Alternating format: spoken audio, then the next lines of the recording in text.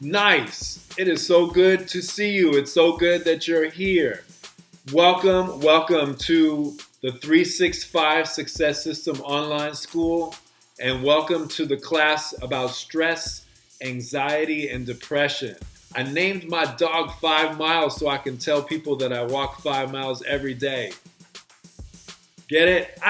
No. Whatever. All right. Hey, being in a good frame of mind allows us to learn. All right. That does not discount that we're talking about extremely important life and literally life and death topics: stress, anxiety, depression, what it means to be a human being. All right. But really, we're going to go deep into strategies and solutions and real reasons why we go through this stuff. And then we're going to keep it, as I say, for real, we're going to keep it real and keep it productive. It's important to be productive. And all of this stuff that I do in this online school, the 365 Success System Online School, is based around what high school refused to teach you. And for whatever reason, pre-K through grade 12, we don't make this part of the curriculum, and we need to. Anyone can be happy when they get what they want.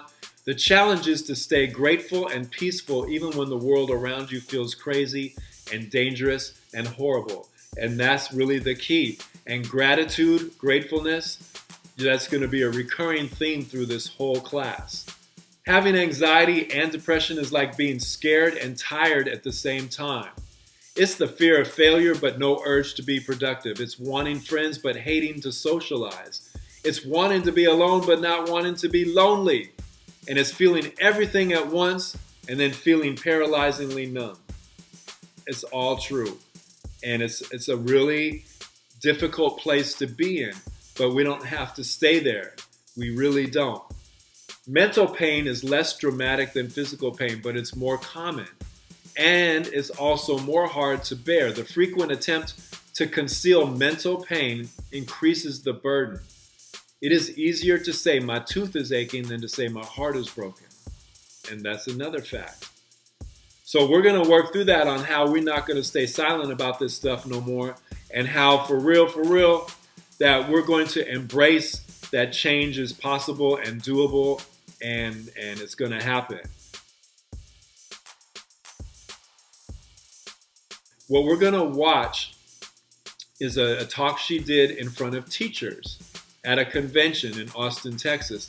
And I'm like, why hope that your teacher listens to Dr. Brown and then brings the information to you, or uses the information in their classroom?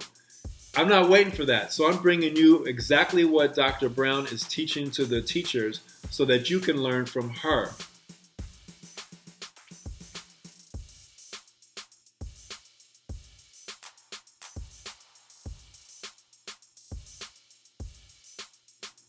And as long as we have a capacity for connection, shame will always be a real thing in our lives, because shame is the intensely painful belief that there's something about us that makes us unworthy of love and belonging. For children, especially in lower school, probably through about 5th grade, shame is literally the threat of being unlovable. Shame is actually neurobiologically in lower school experienced as trauma, because when you are not lovable and you're dependent on safety and nurturing and food and shelter, and you're not lovable, then that's a threat to your survival, right? So if teachers, and let me tell you, in the ranking, let me tell you exactly how it goes: parents, teachers, clergy, peers. Because one of the things that exacerbates shaming is a power differential. So I want to make sure we all know what we're talking about. So we're going to go through these. Let me put them all up. We're going to go through these 4 because they're radically different concepts. We use these words interchangeably, and they are completely different. And one of the 4 elements of shame resilience that the most resilient men and women have in common is they know the difference between these words, and they use the right word to express the right emotion. So shame. Shame is a focus on self. Shame is, I am bad. There's something inherently wrong with me. The one we confuse it with the most is guilt. Guilt is, I did something bad. Shame is a focus on self. Guilt is a focus on behavior. I hand out papers, and John gets his paper back and says, oh my God, I'm so stupid. I'm such an idiot. I'm so stupid. I'm so stupid for not studying. Shame or guilt? Shame. The focus is on him. So what about if John gets the paper back and he reads it and he says, God, not studying was such a stupid thing to do? Guilt. One's a focus on self, one's a focus on behavior. You look at a kid and you say, you are a great kid. That was a stupid choice. Guilt or shame? Guilt.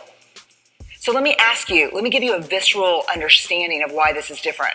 How many of you in here, if you hurt my feelings, how many of you could apologize and say to me, I'm sorry, I made a mistake? How many of you could do that? I could do that with y'all. Shame. I'm sorry, I am a mistake. That's the difference between shame and guilt. Is it semantics? No, it's not semantics. Let me tell you why. Shame is highly correlated with addiction, depression, bullying, violence, eating disorders, and suicide. And here's the big piece you need to understand. Guilt is inversely correlated with those outcomes, meaning the higher the level of guilt shame talk, the less likely it is for a child to experience those outcomes. As it turns out, many researchers argue that guilt is actually a protective factor against things like addiction. That's shocking, right? And it's not just semantics. How many of you have ever experienced shame just the way someone looks at you? So you can't feel shame towards someone, but use the right vocabulary and pull that off. But it's a focus on behavior. First longitudinal study they did with kids, they took a cohort of kids in 5th grade, measured whether they were shame prone or guilt prone. Meaning, did they use shame self-talk or guilt self-talk? Followed them up as seniors in high school. Shame-prone kids more likely to drop out, attempt suicide, and engage in high-risk drug and alcohol behaviors. Guilt-prone kids more likely to finish high school, apply for college, complete community service projects and hours, and engage in lower-risk sex and alcohol behaviors and drugs. It is a huge difference between shame and guilt. Does it make sense to y'all so far?